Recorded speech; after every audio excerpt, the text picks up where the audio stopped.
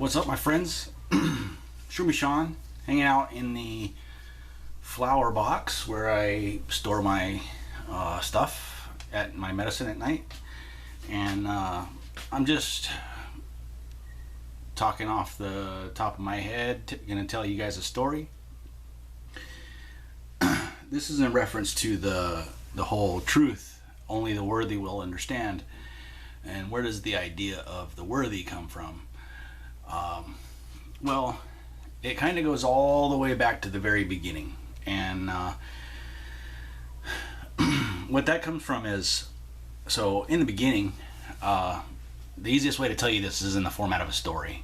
So in the very beginning, God was all there was, everything. And the thing about being all there is you're alone. And so what God really wanted was some company.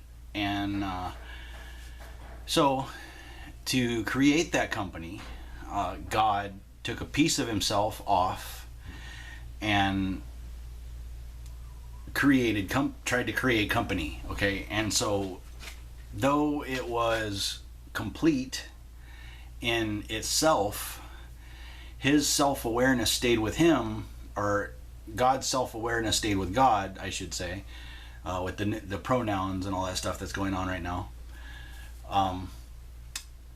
But the piece of God was pure energy, and when he took it off, it created like the Big Bang, and so that was the formation of the universe. And though it was created with God's perfect energy, it was kind of dormant. It wasn't fully self-aware and self-conscious, or conscious of itself and self-aware. So that was the original energy of God. And so God was like, okay, well, that didn't work. I'm gonna create perfect clones of myself, and then I can have company that way. And so he tried that, and so that was basically him creating other versions of himself, copies of himself, and that worked for a while, gave him some company, somebody to talk to, but they were all ultimately him. And so they were totally predictable. There was no surprise. There was no independent consciousness to them. They were all his consciousness. And so talking to them was like talking to himself. And so that didn't really give him that experience of having a friend to speak with and company, real company, separate from himself. So after that, he sat for a while and contemplated what it was going to take to create worthy company for himself. And that was when he began to work with that first version of the piece of himself that he took off and created the darkness. Okay, so he was the light. He created the darkness by taking a piece of himself off. It was perfect, other than it was dormant, like asleep. And so if you look back through all the worldly religions, you'll see that that's a common theme in all the worldly religions, about the God that's asleep while it's in the world. And so this story that I'm talking to you about is like that. And so this is just a way that I understand things. I'm not telling you how you should understand things. I'm not telling you what to think about things. I'm telling you that this is how I think about things, and this is how I've made sense of it. And if you think about Jesus, when he spoke to people in parables, that was to make people think. He wasn't telling people what to think. He was telling them to think. You really only come to a complete understanding of the truth through focused contemplation, time spent in focused contemplation. And the chaotic world outside of ourselves is full of distraction and misdirection, and it's constantly trying to take you off that focus and contemplation of your own true nature, your own inner self. And so back to the story. So when God went to work with that sleeping piece of himself, he figured out that he could create worthy company with that, but he would need to create beings like himself, but not completely perfect already from the beginning. They were at about 99%. When God created man, he created man and woman in a state of 99% completion. And they needed to come to self-awareness, and they needed to come to understanding of themselves and self-mastery, and that was the final step that they needed to achieve in order to become like God and to be worthy of being in God's presence consciously. So we're all in God's presence, it's just we're not conscious of that presence. And so that's the thing, is the aha moment that you come to when you realize it is like, oh wait, it's always been here and he's with me all the time. And some people will tell you that, but until you see it yourself, it's not the same effect. And I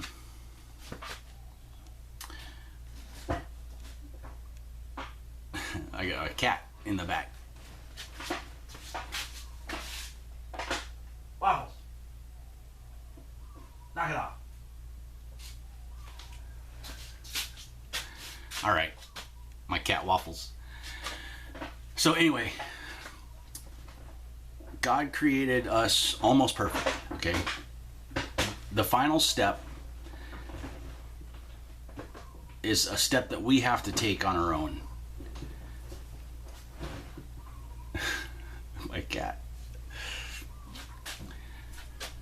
And so that's what this step of life is. That's what creation is us being created almost perfect, but we need to get balance in ourselves. We need to get stability. We need to gain spiritual strength to keep us from just overreacting at the littlest thing, and to kind of mellow us out, so that we can handle, being told no. We can handle, not having what we want, because you're not always going to have what you want. And in life, you have plenty of experiences where you don't get what you want. And after a while of having that happen over and over again, you kind of get used to it. It's not a big deal anymore. You start to understand the difference between what you need and what you want. And then you'll realize that you've always had what you needed, and that was always provided, and you didn't have to really worry about that. And the only thing that you stress yourself out over was not having the things that you want. And when it comes down to it, you really don't need any of those things that you want. It's just temptation. And so, to make a long story short, okay, in the beginning, God was everything, and he wanted company, worthy company. And basically, he interacted with the darkness, and the darkness said, basically, I can give you worthy children, but on one condition. The darkness gets to keep those who are unworthy. And so the problem with that is, and God knew what the situation was. God knew that the darkness had an ulterior motive to keep all the the energy of God's children that didn't prove themselves worthy. And so God knows that the darkness works to prevent the children of God from proving themselves worthy, and does that through distraction and misdirection and deception and all of these things. And that's why they've created a false narrative and have taught everybody that the false narrative is truth. And so voila, there you go. That's the world that we have in existence today. And the truth is coming, and there's those in the world who seek to prevent that truth from coming out, and they use all manner of censorship and suppression of free speech, and they will delete comments, and they will flag videos, and they will totally do everything that they can do to prevent anybody who understands to say what they understand, because they don't want people to hear the truth that's in their heart already. And that's really what it comes down to, is your inner self, your real self, is a child of God. And the self that you see in the mirror, the worldly self, is a fake self. It's not a real self. It gives you an opportunity to experience personality. Waffles. It gives you an opportunity to experience personality. It gives you an opportunity to experience identity. It gives you an opportunity to experience individuality, and therefore you can gain strength in those aspects, those are aspects that you're going to have as an individual in interaction with God, and so in the awareness of God, in the conscious awareness of God. And so that's what this is all about, is to give you practice in that. So I just wanted to share this little tidbit with you and let you know that in the beginning that, God was everything. He set about creating company for himself, and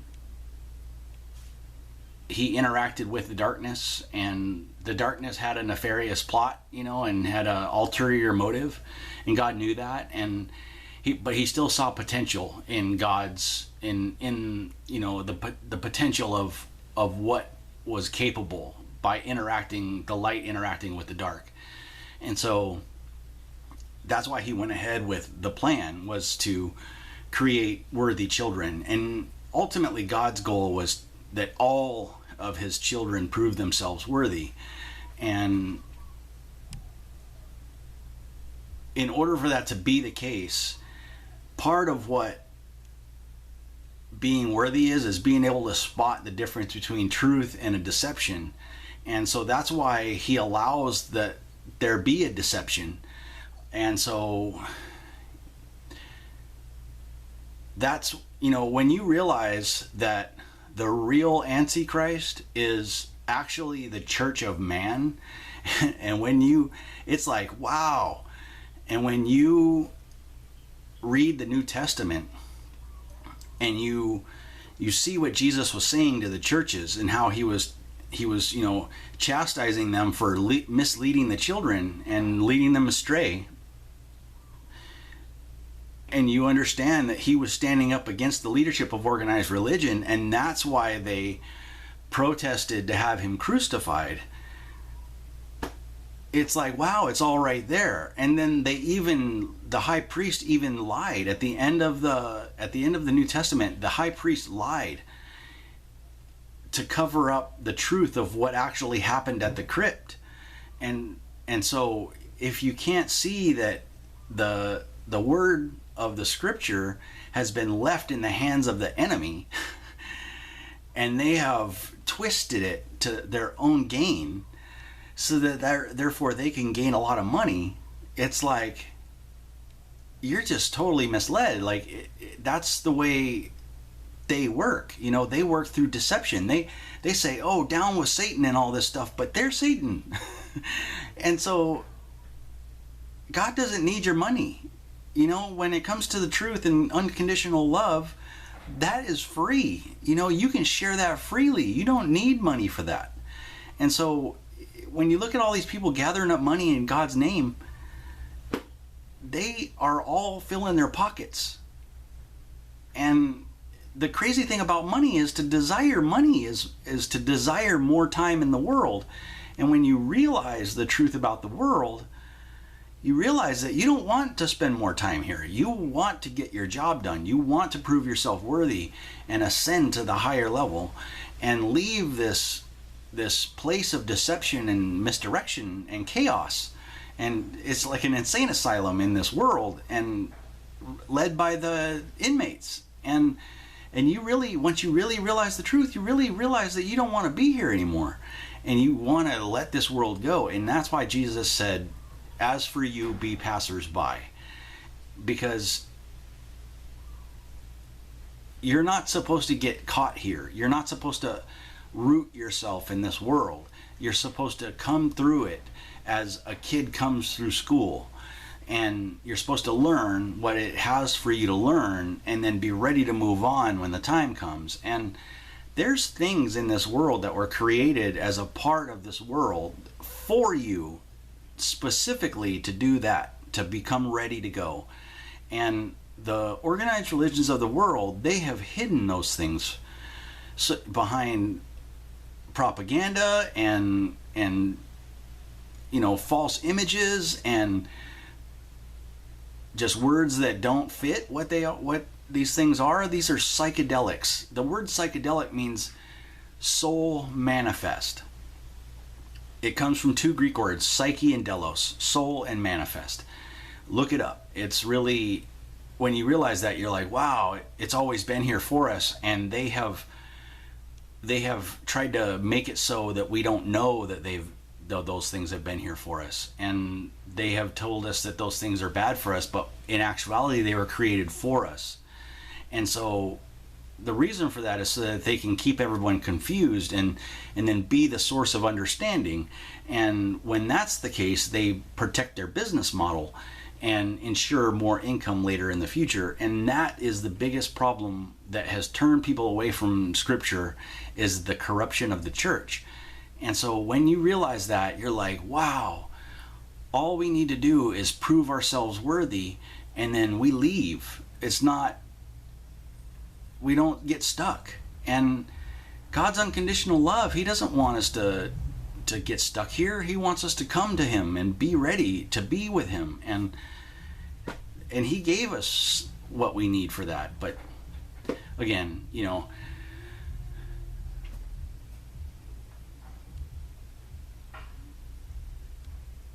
they have deceived everyone, and they have tricked everybody into thinking they're of God, but they're really of the deceiver. The Antichrist is actually organized religion, who tries to tell you what to think and tries to interpret the Scriptures for you, when in reality you should read them and come to your own interpretation. You should not settle for somebody else, including me, read them and interpret them for you. You should pick them up, the Scriptures, and see for yourself. And I highly recommend reading the Gospel of Thomas, 114 sayings spoken by the living Jesus. You will really get a whole different idea of Jesus if you read that. And the reason for that is because the leadership of organized religion who protested to crucify Jesus, they were the victors in that situation because they were able to silence his worldly self and send him to heaven, send him on to heaven, and then they realized that they couldn't defeat him, truly defeat him, and he had already sown his truth into the world, and so they couldn't defeat him, so they corrupted his message, and they went out and they destroyed all the other written copies of anything other than what they wanted to tell the people.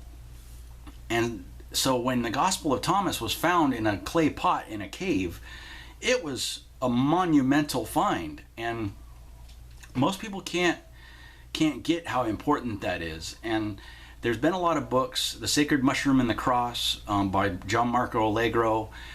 Timothy Leary did a psychedelic guide based on the Tibetan Book of the Dead. There have been a lot of books written on this topic, but there's no substitution for effort put forth in the pursuit of understanding, and no one can explain the truth to you other than your own self. You must seek it within yourself, and that is the barrier that prevents anybody from being told the truth. I can tell you what I know. I can tell you that I died on a motorcycle accident, and my consciousness expanded, and I was outside of the world and outside of my body, and I realized the unimportance of all the worldly things that humans pursue in their lives. And now I came back with an opportunity to share some knowledge with the world. So I wish everybody the best of luck next time.